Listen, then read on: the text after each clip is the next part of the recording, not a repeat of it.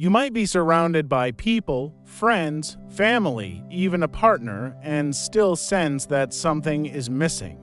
There's a quiet heaviness in your chest, an odd emptiness, like living behind a pane of glass, present, yet cut off from the world and from yourself. This isn't weakness. It's not just emotional dependence. It's a signal, a faint cry from within, trying to tell you something important. You've drifted away from your own soul. Carl Jung described this as a deep inner emptiness, a quiet, personal crisis that affects many today. He noticed that some people didn't show clear symptoms of mental illness but were suffering from something more subtle and more painful. They had lost a sense of meaning.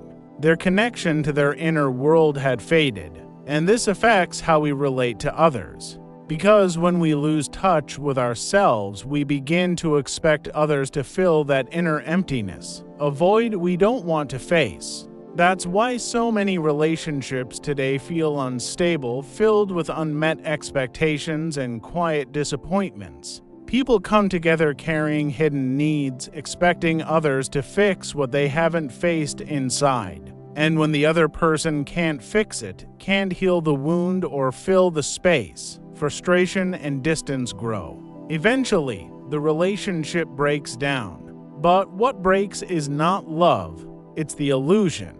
And this cycle repeats. You move from one relationship to another or stay in one that feels lifeless, hoping to revive something that was never truly there. The real issue isn't other people. It's what you haven't yet faced within yourself. It's the shadow you ignore, the feminine energy you push away, the masculine image you unknowingly project. It's your soul buried and forgotten in a life focused only on the outside world. This video won't offer quick fixes because there aren't any, but it can show you the way inward, the path Jung believed in. As long as you look outside for the solution to something that hurts inside, you'll stay stuck in the same cycle. What you're feeling isn't trivial. It's your unconscious trying to wake you. And now it's time to listen. If you're ready, come with me. Let's dive into the deepest parts of your mind together. Because the answers lie not in what you already see, but in what remains hidden. The most painful kind of suffering today isn't loud. It doesn't draw attention. It doesn't shout. It whispers slowly until you get used to the emptiness. You get up, go through the motions, talk to people, go to work, scroll through content, attend events. But it feels like someone else is living your life. Like something is always missing, even when everything looks fine. This suffering doesn't have a name in clinical psychology. It doesn't cause breakdowns or panic. It seeps in quietly until life feels numb and dull. Carl Jung saw this clearly in the modern soul's struggle. He noted that many of his patients, while not mentally ill, carried a heavy sense of emptiness and lack of purpose. And the most surprising part, these people often looked successful to the outside world. They had careers, relationships, status. But deep down, they felt disconnected from something vital. What they were missing wasn't love or money or admiration.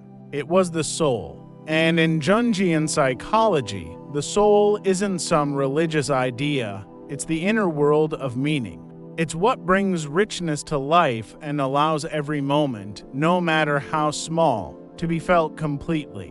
When we ignore this inner dimension, life turns into a routine of duties, chores, and roles to play. A person adjusts to the outer world, but the price is a deep inner emptiness. Sooner or later, this shows up, maybe as boredom, maybe as ongoing fatigue, or in some cases, as a persistent sense of dissatisfaction that slowly erodes everything that once felt meaningful. And it's in this emotional numbness that our relationships begin to suffer. You look to someone else to bring purpose, hoping love will reignite your will to live, that companionship will ease the silent weight of existence. But they can't fulfill that role. Chances are they carry the same emptiness inside them. When two people both disconnected from their inner selves come together, disappointment and conflict are nearly guaranteed. Our modern world, obsessed with having instead of being, has severed the connection between us and our inner lives. We celebrate results, efficiency, appearance, but overlook the quiet voices of the soul, our dreams, symbols, gut feelings, and subtle unease. The more we suppress this side, the louder it tries to speak. And that cry often emerges in our relationships, where we're most emotionally exposed. But the breakdown you're feeling is not the end, it's an invitation to look inward. And for that, we must recognize how relationships mirror the parts of us that remain divided and unhealed. That's what we'll explore in the next section. If this message resonates with you, please hit the subscribe button and support the channel. Thank you. No matter how strong or genuine they appear, human relationships often act as psychological dramas. When you form a connection while still unaware of certain parts of yourself, you begin to project those hidden pieces onto others. You may think you're in love, but in truth, you're enamored with an internal image that was never truly seen or accepted. You might think you're upset with someone's actions, but what's really happening is that you're confronting a shadow inside yourself that's long been denied. This isn't poetic talk, it's the depth of psychology. Carl Jung taught that most of our relationships are shaped by unconscious projections. We don't see others as they are. We see what our psyche needs them to be. The other person becomes a mirror for what's messy or missing within ourselves, forgotten desires, old wounds, past traumas, and met childhood needs. We demand, cling, fantasize, try to control, not out of love, but from a desperate hope that someone else can give us what we haven't yet found within. That's why many relationships start with passion and end in pain. At first, the projection is beautiful. The person seems perfect, like they're everything you've ever needed. They feel like salvation or return to something you lost. But as time goes on and real life sets in, the illusion fades. The disappointment creeps in. You ask, how did they change so much? But the truth is, they didn't. You just finally saw through the projection. This same process plays out in friendships, family ties, even at work. We give authority to our bosses, idealize our parents, judge co-workers, seek validation from friends, all as unconscious efforts to patch together the parts of ourselves we've never fully accepted. The less aware we are of this, the more trapped we become by it. And none of this comes from bad intent. It comes from not knowing ourselves. When we're unaware of what's hidden in our unconscious, it ends up running our lives. One of the strongest forces in this cycle, Jung said, comes from two powerful inner figures, anima and animus. Representations of femininity within a man's mind and masculinity within a woman's mind can deeply influence our closest relationships, especially when these inner forces go unnoticed. These unconscious energies can make us fall in love without understanding why, feel irrational anger, grow emotionally dependent, or run from intimacy. To truly grasp how they shape our emotional connections, we must face them directly. That's what we'll explore in the next part, as we go deeper into the ideas of anima and animus. Inside each of us are inner opposites, psychic energies we don't always recognize. Jung called these forces anima and animus, two key archetypes of the shared human unconscious. They aren't just ideas, they're living forces shaping how we love, desire, argue, and relate to others. When balanced, they connect the conscious self to the unconscious. But if ignored or buried, they turn relationships into emotional minefields filled with fantasy and disappointment and repeated conflict. Anima is the inner feminine image within a man's psyche. It's not about real women, but what a man imagines or expects from them: emotion, mystery, beauty, danger. When this inner figure isn't integrated, a man projects it onto real women, falling for an illusion or for parts of himself he hasn't accepted. And when no real woman can match this internal fantasy, which is always the case, disappointment and emotional withdrawal follow. The same woman who was once idealized becomes a source of irritation. The animus, by contrast, is the masculine aspect in a woman's psyche, expressed through logic, assertiveness, and action. If it's unconscious, it takes control from within, making a woman see men as threats, heroes, or problems to fix her life. This creates unhealthy dynamics, submission, power struggles, or emotional dependency. She's not connecting with a real man before her, but with a distorted inner figure. These archetypes aren't bad. They are essential. But when unconscious, they twist our view of others. Anima drives a man to seek wholeness in women, but that wholeness should come from within. Animus pushes a woman into conflict with men, though her real conflict lies inside. The result: relationships full of repetition, confusion, and disappointment. That's why integrating these archetypes is so important for personal growth. It means recognizing them, understanding them, and building a conscious relationship with them. A man who integrates anima becomes more emotionally aware and creative. A woman who integrates animus becomes more confident and clear-minded without fighting the world around her. But this process isn't easy. It takes courage. It means facing the parts of ourselves we've long ignored. And it means letting go of the belief that someone else will fix us because no one else can. Another person can walk beside you, but only if you've already started walking your own path. Until these forces are brought to light, you'll keep searching outside for something missing inside. You'll keep hoping love will heal your inner wounds. But Jung showed us the truth. Healing must come first, only then can you truly love. To understand why we cling to this false hope of being completed by someone else and how dangerous that belief can be, we must face it directly. That's what we'll explore in the next part. From a young age, we're taught, sometimes directly, sometimes indirectly, that there's someone out there who will complete us. This belief is deeply rooted in Western culture and is repeated endlessly in movies, songs, books, and even in surface-level advice about love. Romantic love has been made to seem like emotional salvation. No matter how broken, lonely, or empty you feel, people say that once you meet the right person, everything will make sense. But this idea is harmful. It keeps alive a childish belief that healing comes from outside ourselves, that someone else will come along like a hero or heroine to save us from our own pain. Carl Jung exposed this illusion with harsh truth. For him, the search for wholeness through another person is really just a way of avoiding our inner world. Love that comes from need turns into control, possession, and suffering.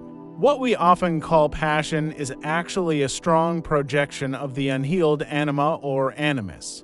You're not really loving the person in front of you. You're loving an inner image that your mind has placed on them. This is why people get involved with partners who don't make sense logically, or why they feel deeply disappointed when the other person doesn't live up to the fantasy.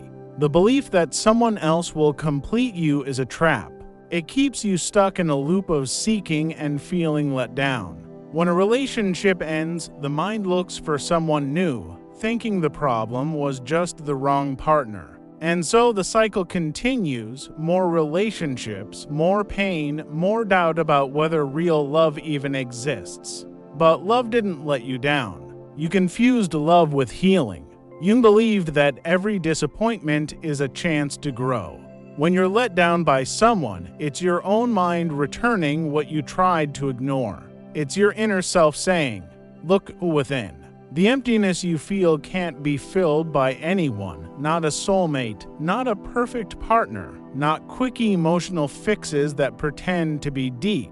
No person is responsible for, or even able to, heal your inner wounds. Real wholeness is a shift in awareness. It happens when you bring together all parts of yourself, your logic and feelings, your strength and softness, your light and your dark, your anima and animus. Then others are no longer a cure. They become a mirror, a partner in the journey, not someone to carry you through it. But this journey is not easy or straight. It takes a hard look at yourself. It means walking through your own emotional desert with no promises and no outside help. You can call this path individuation.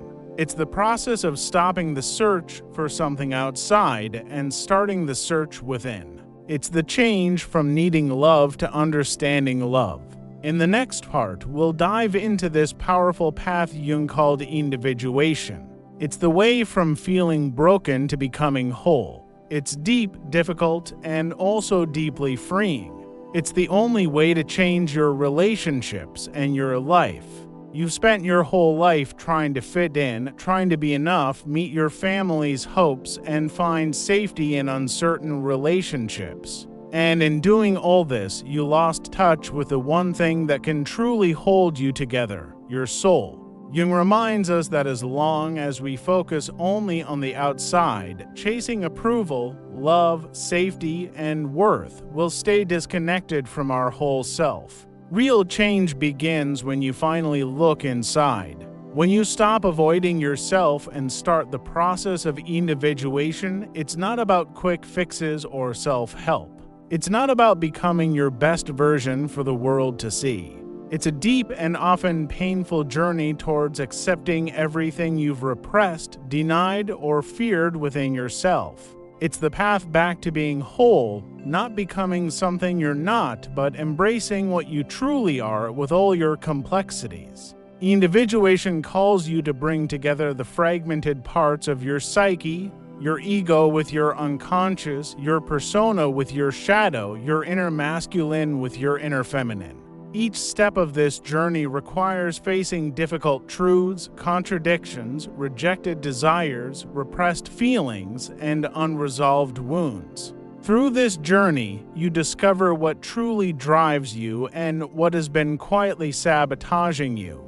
You learn to integrate your anima and animus, which stop projecting fantasies onto others and instead guide you from within. The shadow, once feared, becomes a source of power, and the ego, whether inflated or fragile, learns to communicate with the deeper layers of your soul. This is when you stop blaming others or the world for your suffering and realize that healing can only come from within. And most importantly, you start to connect not from a place of lack, but from a place of wholeness. This changes everything because you no longer need others to make you feel alive, seen, or loved. You've already found within yourself what you once sought from outside. Relationships shift from being attempts at salvation to spaces of truth. You encounter others as whole beings, self-aware, willing to grow together rather than consuming each other. But walking this path requires maturity. It means letting go of the comfort of illusion and facing the discomfort of being authentic. You must accept that no one else will save you, and contrary to what it may seem, this is liberating. Now that you understand the depth of this process, it's time to face the hardest truth of all. As long as you continue to run from yourself, no relationship will work, no love will be enough, no companionship will fill the void. And this is the truth we will reveal without sugarcoating in the final part of this journey. There comes a point when you must face the reality you've been avoiding your whole life. No matter how much someone loves you, no matter how hard you try to keep a relationship alive, no matter how much you idealize the other, no relationship, no matter how intense or sincere, can save you from yourself.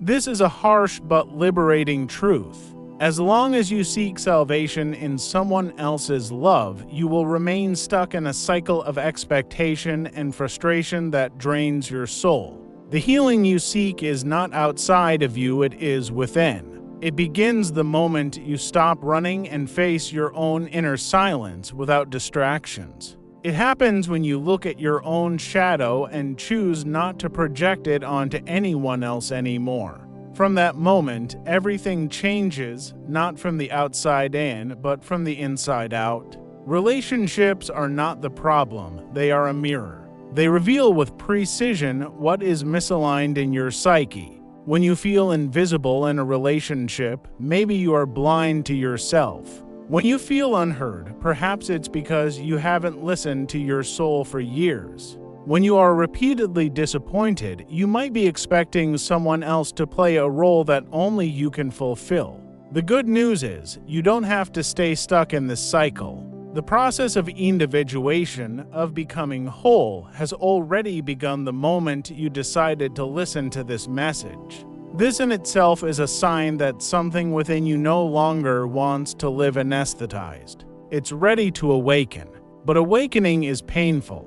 It requires the courage to let go of comforting illusions. It demands commitment to the truth, even when it shatters the fantasies you've built about love, the other, and yourself. The emptiness you feel is not a punishment, it is a call. A call to dive into the deeper layers of your psyche and reclaim what has been lost, your soul. When you make this shift, when you stop seeking completeness outside and begin cultivating it within, everything changes. You begin to attract relationships that don't require you to be half of anything.